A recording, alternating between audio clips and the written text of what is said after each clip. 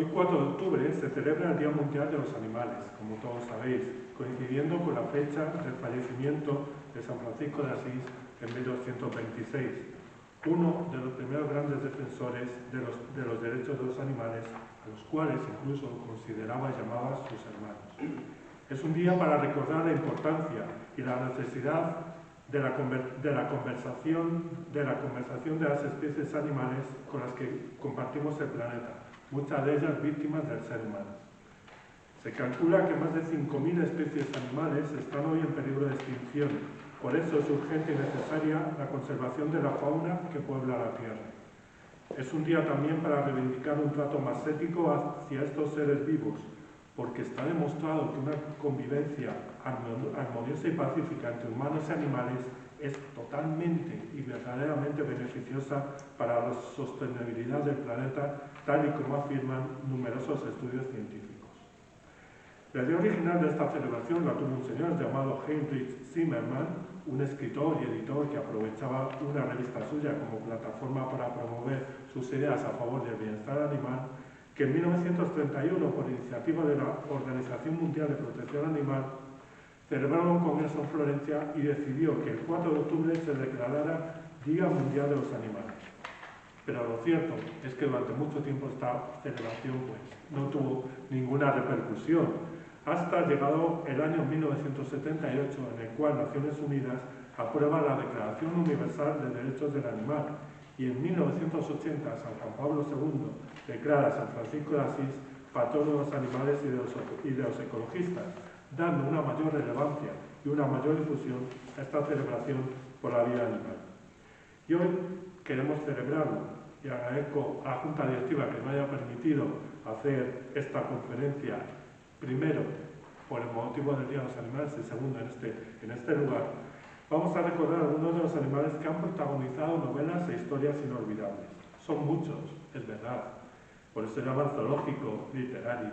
Y por esa misma razón queremos detenernos sobre todo en 10, que es la selección del papel que os he entregado. Quizá muchos los conozcáis, a otros a lo mejor los oís por primera vez, pero lo cierto es que todos forman parte de este vasto zoológico literario del cual vamos a dar ahora solo unas breves pinceladas, aprovechando esta ocasión, como hemos dicho antes en el club de lectura, para recordar la importancia y la necesidad de leer en todas las edades y ocasiones, y en este caso de libros tienen una recomendación en el papel protagonizados por animales. En mi faceta de escritor también he creado y publicado poemas y microrelatos protagonizados o que tienen algún personaje animal. De hecho, fui ganador del primer premio del Certamen Internacional de Microrelatos en honor a las mascotas en el año 2019, en un concurso promovido por una asociación cultural argentina con el relato titulado El Nuevo Zoo. Y este año he participado con un poema titulado El elefante y el ratón en la antología Monería, que es una recopilación de textos humorísticos cuyos beneficios totalmente van destinados a una asociación que rescata primates. Además, también este año tuve el honor de inaugurar en marzo el 8º maratón de poesía del Colegio Tierra de Pinares de Mojados Valladolid, cuyo tema versaba sobre la biodiversidad y los animales, en el cual además, aparte de leer una clase leyó mi poema El elefante y el ratón, en mi introducción compartí una composición, un poema que realicé sobre el abicornio bejarano, uno de los animales que hemos visto en el club de lectura. Además, tengo una gata adoptada, otra apadrinada, y mi relación con el mundo animal ha sido siempre excelente y muy motivadora. Por eso no quería ni podía dejar pasar esta fecha tan significativa para todos los amantes de los animales como yo, y de alguna manera quería también hacerlos presentes.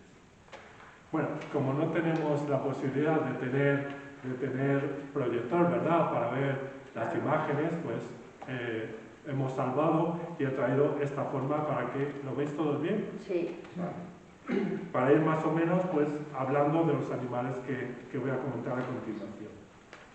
Empezamos este recorrido por el zoo de la literatura hablando del dragón Smog. El dragón sabemos que es un animal mitológico, que no es un animal real, pero ahora voy a contar por qué lo elegí. Animal que, como saben o como sabéis, aparece en la novela El Hobbit, escrita por J.R.R. Tolkien. Muchos sabéis de mi afición por la obra de este escritor. De hecho, soy miembro de la Sociedad Tolkien Española y de su comisión de literatura. Smaug es un personaje que aparece en las obras más influyentes del que muchos, los que, digamos, seguimos a Tolkien, le llamamos el maestro. Es un dragón que ha usurpado el reino de Erebor, hogar de los enanos. Es codicioso, astuto, malvado y temido. Se le considera una de las mayores calamidades de la Tierra Media y que comparte muchas similitudes con otros dragones de la mitología nórdica, de la que Tolkien era un gran fanático, aunque parece que se inspira sobre todo en otro dragón llamado Fafnir, un dragón sin alas que aparece en el poema que conocéis, el poema Beowulf. Algunos han comparado incluso a Smaug con el sapo gigante que aparece en la novela El Nuevo Ernest de Edward Nachbull o con el monstruo marino que aparece en el libro de Job de la Biblia. Es descrito como un enorme dragón de oro rojo, con alas unidas como un murciélago inconmensurable y con un vientre incrustado con gemas y fragmentos de oro. Su piel no puede ser perforada por ningún arma, por lo que es indestructible, aunque tiene un pequeño punto débil, una mancha en el hueco del lado izquierdo de su pecho. Tolkien describe a Smaug como una criatura puramente inteligente. Esta asociación de animal con actitudes, con pensamientos o con formas de ser y de sentir humanos, también vamos a encontrar, vamos a hablar de ella y seguro que conocéis muchos ejemplos.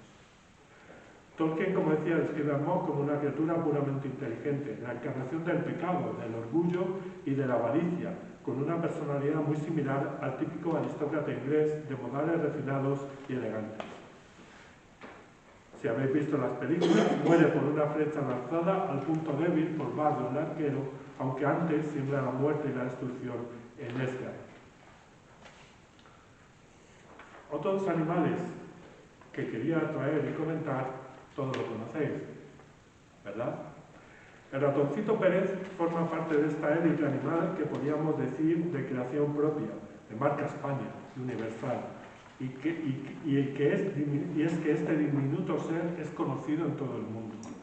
Debemos viajar hasta el año 1911, cuando el padre Luis Coloma cuenta por primera vez al mundo que ha visto un ratón corriendo con un diente a la espalda que pertenece al príncipe de Asturias, el hijo del rey, quien mandó llamar a todos los dentistas del reino, pero que al final encargó al ratón Pérez la importante labor de recoger y de custodiar todos los dientes de leche de todos los niños del mundo. Se le describe como un animal simpático, amigo de todos los niños, con ganas de sentarse a hablar con ellos, pero que siempre está ocupado con demasiadas responsabilidades y que incluso trabaja de noche y en silencio recogiendo los dientes bajo la almohada. Es pequeño, pero es fuerte y muy ágil cuando entra a las casas. Muy pocas personas han podido verle porque siempre logra escaparse. Es un gran coleccionista porque tiene dientes de leche de todas partes del mundo y además de recoger los dientes, también nos suele dar consejos sobre higiene bucal. Y seguro, estoy seguro, que la mayoría de vosotros ha metido uno o varios dientes debajo de la almohada esperando la visita y posterior recompensa de este ratón que, como sabéis, tiene su propio museo único en el mundo en Madrid, en la calle Arenal número 8, ¿vale?, en la cual se puede observar una placa que tenéis aquí que recuerda que vive allí y que dice: aquí vivía, dentro de una caja de galletas de la confitería Plast, el ratón Pérez, según el cuento que el padre Coloma escribió para el rey niño Alfonso III. El siguiente es un animal que no sé si lo conocéis, o es la primera vez que tenéis referencias de él, y que es el ajolote, o axolotl. Ajolote, o axolotl. Lo tenéis puesto en el verdad, número 5. Sí. El nombre de axolotl o ajolote hace referencia al nombre de uno de los cuentos del maestro del relato Julio Cortázar, incluido en el libro Final de Fuego. El ajolote es un ser real, un animal real. Es una especie de anfibio endémico de México, de color rosa, aunque bien no se vea, translúcido. Tiene cola de pez, pequeñas patas, ojos inexpresivos, boca muy delgada y branquias arborescentes que salen de la parte trasera de la cabeza. Es un animal del cual dice el relato que se ha obsesionado un joven en su visita al acuario del Jardín Botánico de París, que desde ese momento no puede dejar de pensar en ellos, incluso sueña con ellos. De hecho, acude a una biblioteca, esperemos como esta, tan espectacular, para conocer más acerca de estos animales y queda aún más fascinado con ellos, frecuentando aún con más asiduidad el acuario para quedarse horas y horas, como aparece aquí en la imagen, embobado viendo a estos animales. Hasta que un día se da cuenta, con bastante terror, que ha sucedido algo inesperado. ¿El qué? Pues os invito a que leáis el relato para saber qué pasa al final. El siguiente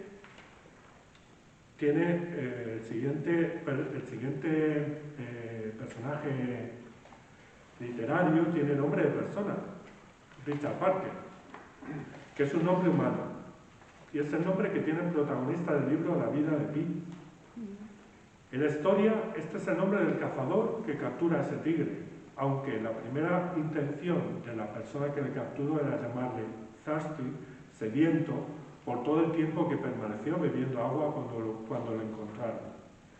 Fue en una confusión que se produce en la estación de tren, en la que la taquillera se confunde y cree que el nombre del tigre es Richard Parker y la del cazador sediento, totalmente lo contrario, cuando decide mantenerle el nombre a aquel tigre, aunque en realidad el nombre es como el de un personaje que aparece en la novela de Poe, Las aventuras de Arthur Gordon Pym de Nantucket. La historia del libro cuenta la supervivencia de Christine P. Molitor Papel en honor al nombre de una de las piscinas públicas de París, que estuvo 227 días en un bote junto con un tigre de Bengala después del naufragio de su barco en el Océano Pacífico. En el libro se presenta la vida de Pi como una historia real contada al autor por un indio llamado Pi Patel. Está dividida como en tres momentos: la infancia, el viaje hacia Canadá con algunos animales del zoo y el naufragio sufrido, y finalmente la conversación de los funcionarios del Departamento Marítimo del Ministerio de Transporte japonés que pretenden averiguar por qué se hundió el barco, entrevistando a Pi, aunque sin creerle demasiado. El autor del libro, Jean Matel, afirmó en una entrevista que la inspiración para el libro le vino tras leer una reseña de la novela Max y los gatos, otro libro en el que aparecen animales, de Ian Wire Sear, acerca de un refugiado que cruzó el Océano Atlántico compartiendo su barco con un jaguar. Otros afirman que se inspiró en la historia de Steve Callahan, un hombre que pasó 76 días a la deriva en el mar, logrando sobrevivir de una manera similar a como se cuenta en el libro. El propio Callahan publicó una novela que se titula Achieve, en la cual cuenta cómo en 1982 decide cumplir el sueño de su vida, que es cruzar el océano en su pequeña barca hasta que un fuerte viento le sorprende y provoca una inundación en su barco, teniendo que tomar unos pequeños botes salvavidas para poder sobrevivir, como en el libro. De este libro, como saben, existe una versión cinematográfica que adaptó Ang Lee, el cual decidió contar, además como asesor con Callahan, para las escenas del rodaje del naufragio del chico y de El chico con el tigre.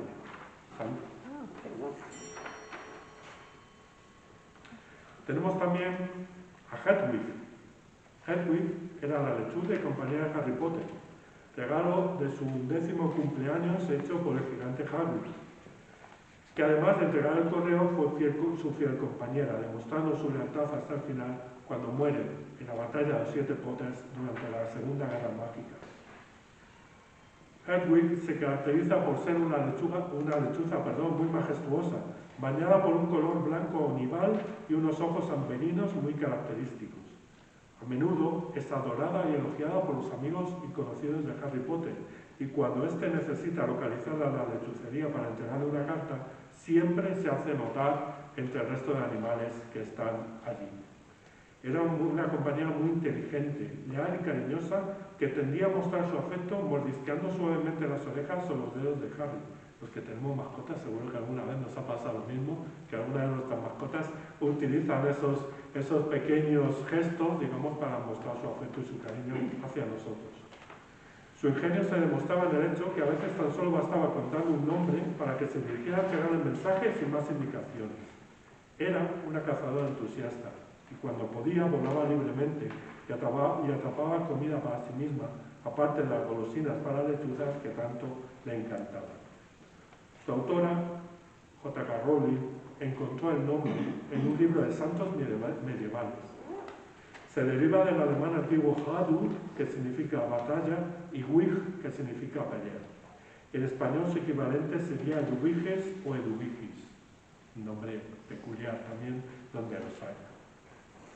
Tenemos otro personaje clásico dentro de las obras literarias, que es Totó, el nombre del perro creado por Lyman Frank Baum.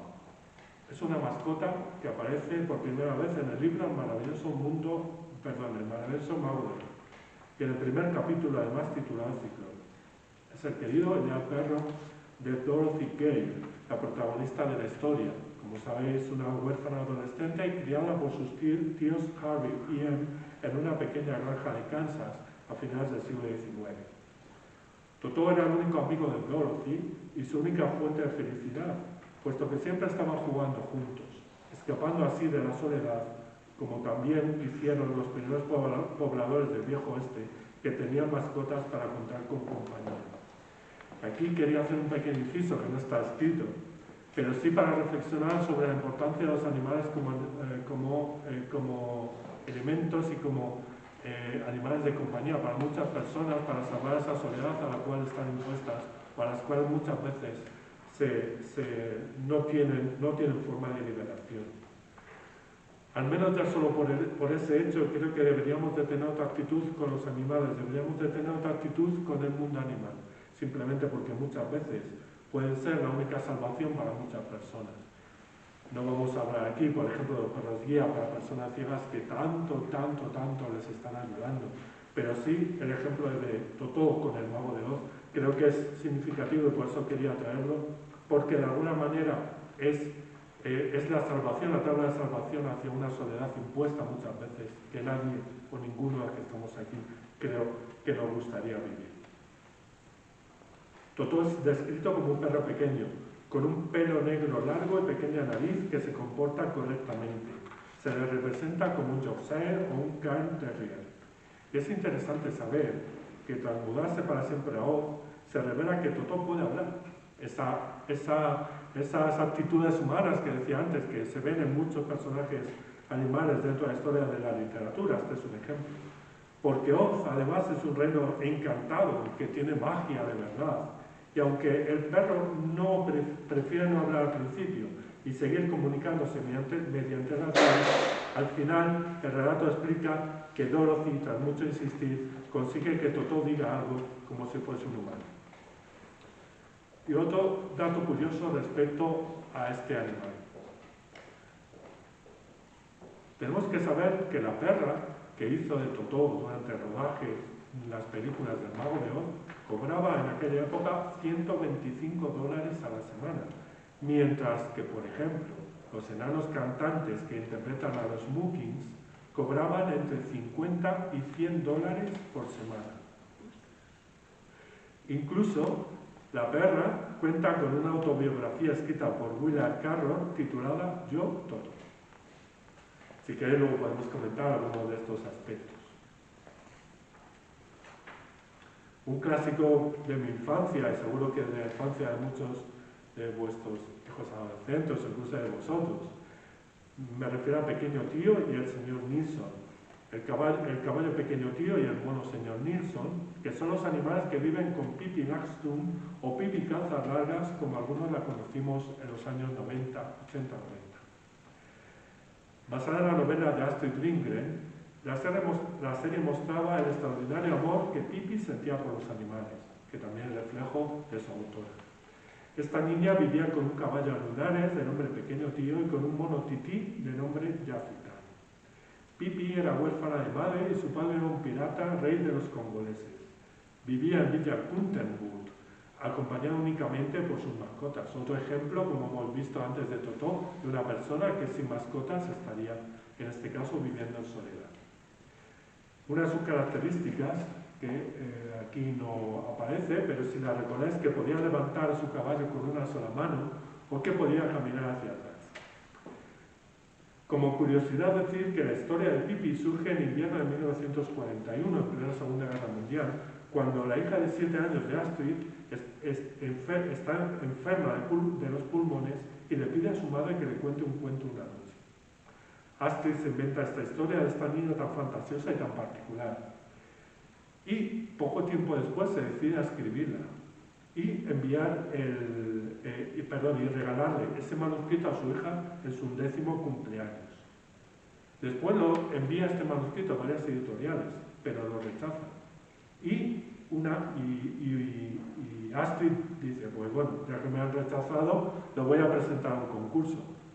Así lo hace en 1945, donde gana el primer premio, y esto es la catapulta, digamos, que le lanza al enorme éxito de la obra, que está traducida a más de 70 idiomas y que tiene serie de televisión incluida.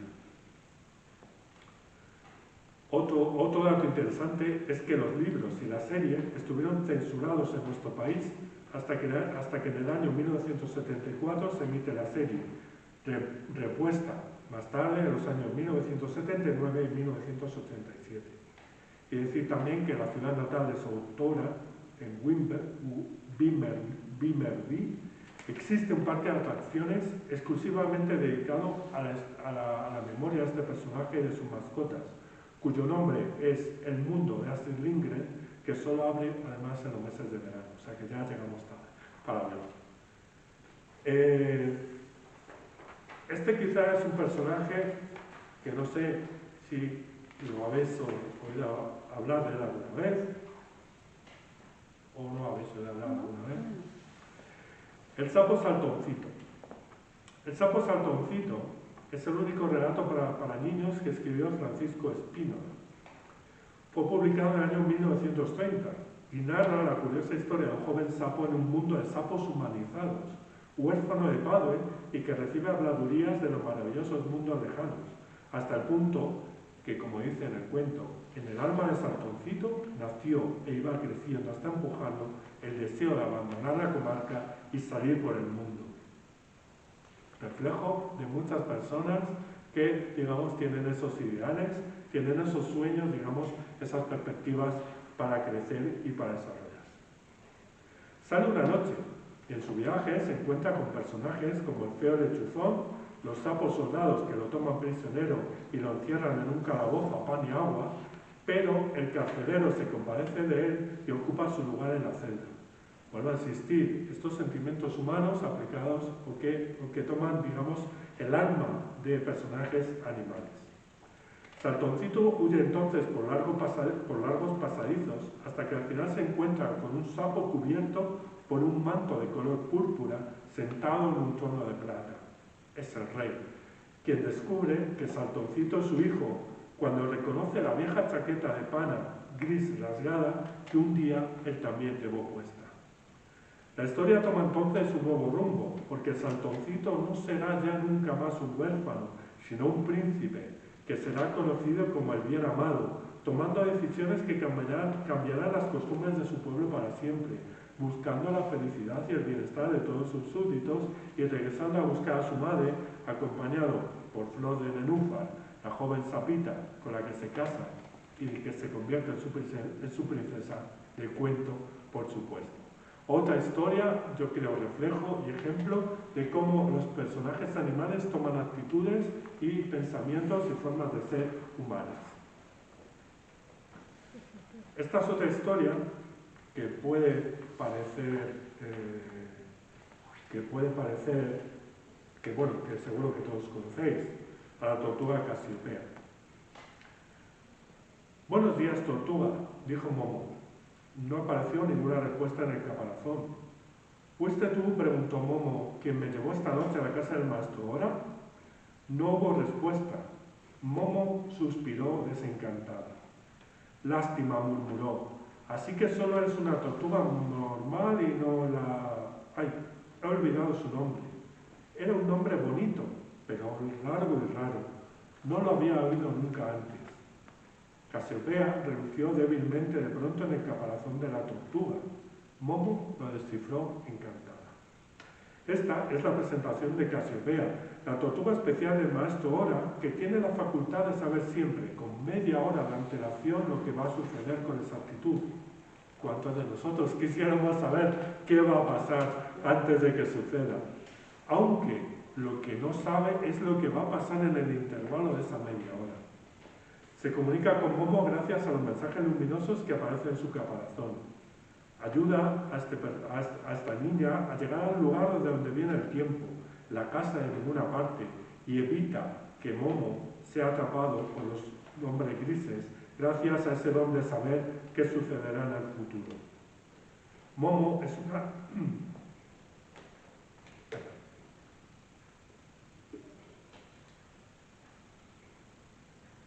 Momo, como sabéis, es una niña menudita y desgarbada que aparece en los suburbios de una gran ciudad.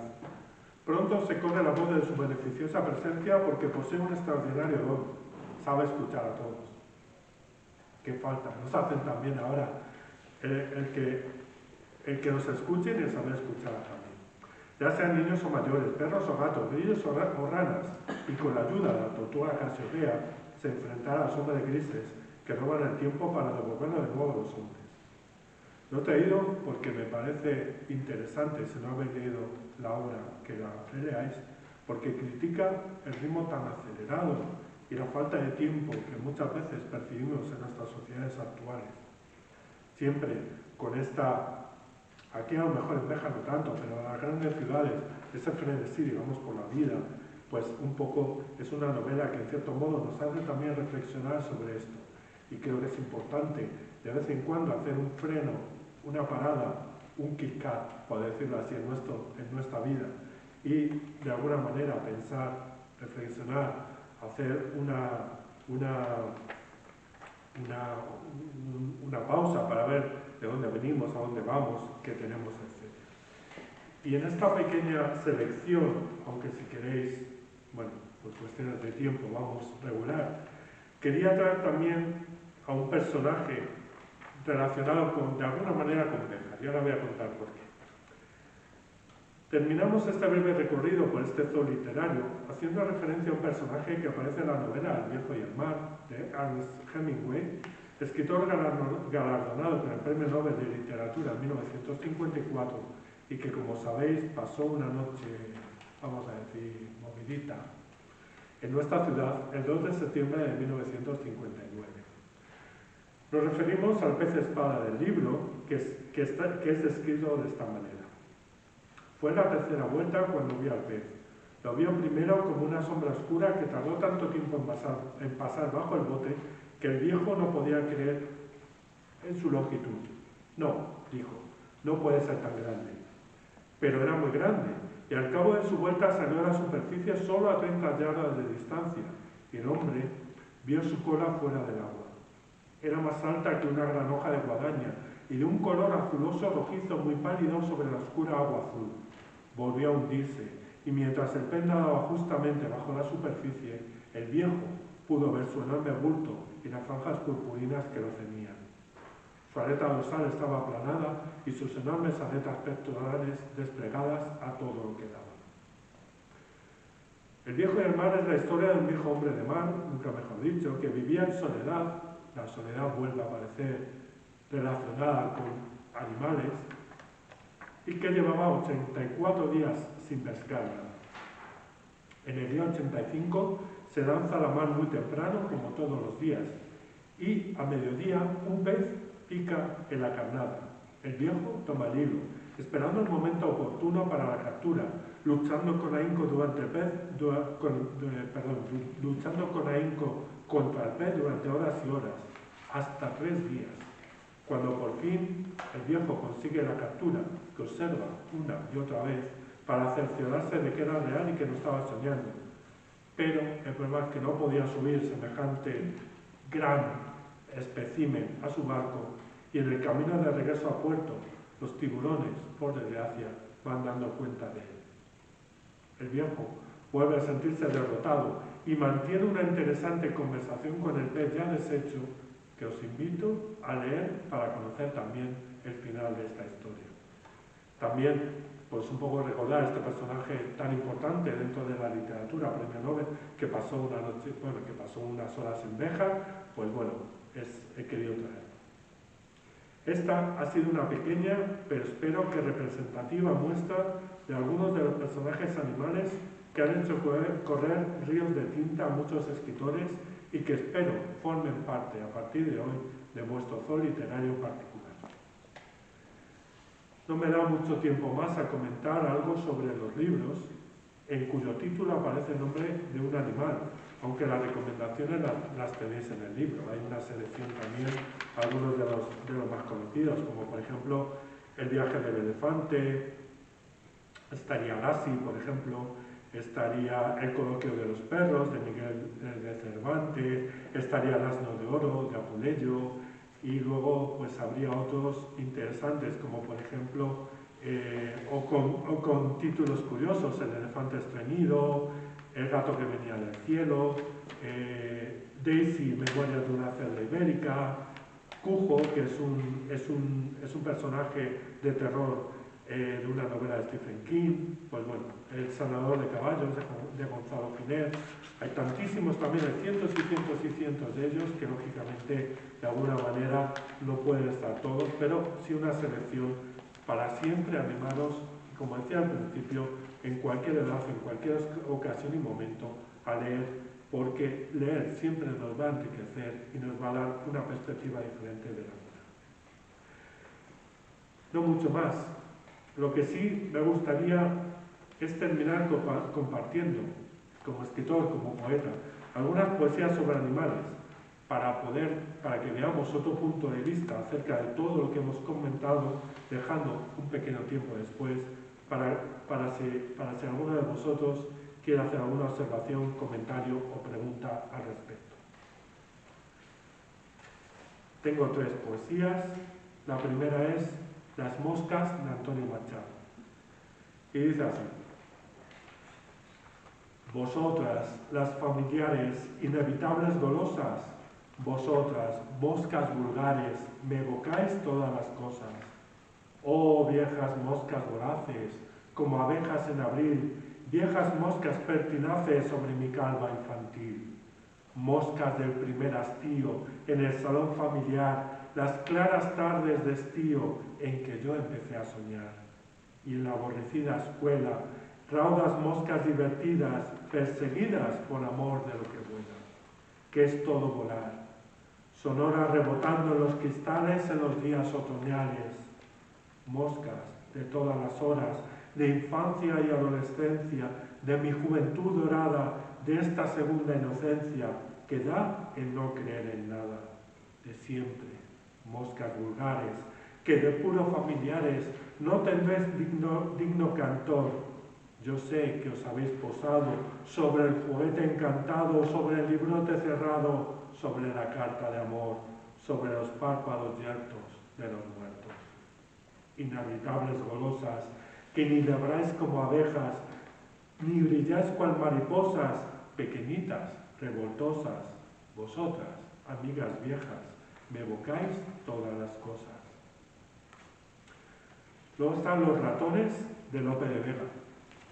Y dice así: Juntáronse los ratones para librarse del gato, y después de largo rato de disputas y opiniones, dijeron que acertarían en ponerle un cascabel, que andando el gato con él, librarse mejor podrían. Salió un ratón barbicano, colilargo, hociquirromo, y encrespando el grueso lomo, dijo al Senado romano, después de hablar culto un rato: ¿Quién de todos ha de ser el que se atreva a poner ese cascabel al gato? Tengo también El lagarto está llorando, de Federico García Lorca. El lagarto está llorando. La lagarta está llorando. El lagarto y la lagarta, con delantaditos blancos, han perdido sin querer su anillo de desposados. ¡Ay, su anillito de plomo! ¡Ay, su anillito plomado! Un cielo grande y sin gente monta en su globo a los pájaros. El sol, capitán redondo, lleva un chaleco de raso. Miradlos, qué viejos son los lagartos. ¡Ay, cómo lloran! Y lloran. ¡Ay, ay, cómo están llorando! Y para terminar, uno curioso de Quevedo, soneto al mosquito de la trompetilla. Y dice así: Ministril de las ronchas y picadas, mosquito postillón, mosca barbero, hecho me tienes el testuz arnero y desecha la cara a manotadas. Trompetilla que toca bofetadas, que vienes con rejón contra mi cuero, Cúpido pulga, chinche trompetero, que vuelas comezones amoladas. ¿Por qué me avisas si picar me quieres? Que pues das dolor a los que cantas, de casta y condición de potras eres. Tú vuelas, y tú picas y tú espantas, y aprendes del cuidado en las mujeres a malquistar el sueño con las mantas. Pues muchas gracias. Si tienes alguna pregunta,